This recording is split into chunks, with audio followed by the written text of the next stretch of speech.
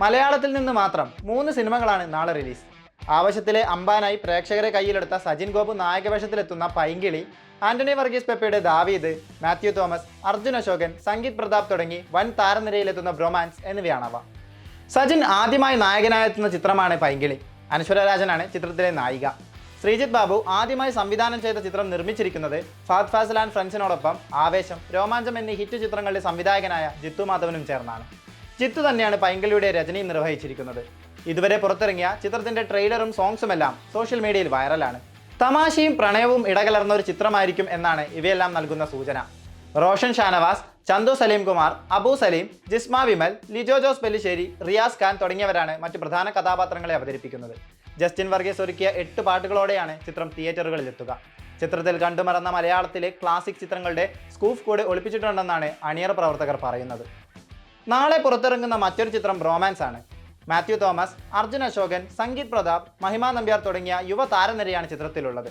കലാഭവൻ ഷാജോൺ, ശ്യാം മോഹൻ തുടങ്ങിയവരും ചിത്രത്തിലെ പ്രധാന കഥാപാത്രങ്ങളായി എത്തുന്നുണ്ട്. ഒരു ഫൺ എന്റർടൈനർ ആയിരിക്കും ചിത്രമെന്ന സൂചനയാണ് ഓരോ അപ്ഡേറ്റുകളും നൽകുന്നത്.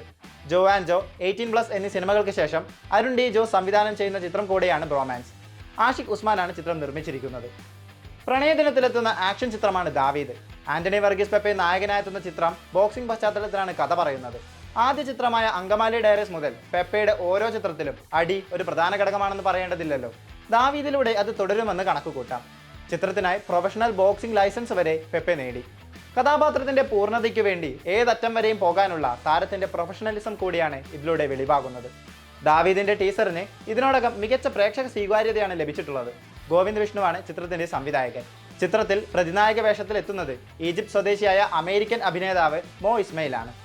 കഴിഞ്ഞ കുറച്ചു കാലങ്ങളായി പൊതുവെ മലയാള സിനിമയ്ക്ക് ഫെബ്രുവരി അത്ര നല്ല കാലമായിരുന്നില്ല. വളരെ ചുരുക്കം ചില ചിത്രങ്ങൾ മാത്രമാണ് ഫെബ്രുവരിയിൽ പുറത്തിറങ്ങി വിജയം കൊയ്തിട്ടുണ്ടായിരുന്നത്. ആക്ഷൻ ഹീറോ ബിജു, മഹേഷിന്റെ പ്രതികാരം, എസ്ര, കുമ്പളങ്ങി നൈറ്റ്സ്, അയ്യപ്പനും കോശിയും, രോമാഞ്ചം തുടങ്ങി വിരലിൽ എണ്ണാവുന്നവ മാത്രമാണ് ഫെബ്രുവരിയിൽ ഇറങ്ങി വിജയക്കൊടി നാട്ടിയത്. എന്നാൽ കഴിഞ്ഞ വർഷം അങ്ങനെ ആയിരുന്നില്ല സ്ഥിതി. പ്രേമലു, ഭ്രമയുഗം, അന്വേഷിപ്പിൻ കണ്ടെത്തും, മഞ്ഞുമ്മൽ ബോയ്സ് തുടങ്ങി മലയാളം കണ്ട വമ്പൻ ഹിറ്റുകളെല്ലാം പുറത്തിറങ്ങിയത് കഴിഞ്ഞ വർഷം ഫെബ്രുവരിയിലാണ്. മലയാളത്തിലെ ആദ്യത്തെ 200 കോടിയാണ് മഞ്ഞുമ്മൽ നേടിയത്. യുവനിരയെ കോർത്തിണക്കി പുറത്തിറങ്ങിയ പ്രേമലു മുടക്കുമുതലിന്റെ 46 ഇരട്ടിയാണ് കൊയ്തത്.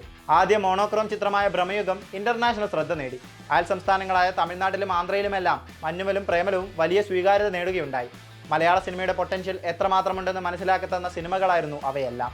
നാളെ റിലീസാകുന്ന 3 സിനിമകൾക്ക് പുറമെ ഫെബ്രുവരിയിൽ മലയാളത്തിന് വേറെയും റിലീസുകളുണ്ട്. മാർക്കോയുടെ ഗംഭീര വിജയത്തിനു ശേഷം പുറത്തിറങ്ങുന്ന ഉണ്ണിമുകുന്ദൻ ചിത്രമാണ് get set baby. Nikhila Vimal നായികയായി എത്തുന്ന ചിത്രം ഫെബ്രുവരി 21-നാണ് റിലീസ്. ചാക്കോച്ചന്റെ ഓഫീസർ ഓൺ ഡ്യൂട്ടി ഈ മാസം 20-നും റിലീസ് ചെയ്യും. ഇന്ദ്രജിത്ത് സുകുമാരന്റെ ധീരം, സൗബിൻ ഷാഹിർ പ്രധാന വേഷത്തിലെത്തുന്ന മച്ചാന്റെ മാലാക, ധ്യാൻ ശ്രീനിവാസന്റെ ആപ് കൈസെ ഹോ തുടങ്ങിയ ചിത്രങ്ങളും ഈ മാസം റിലീസിനുണ്ട്.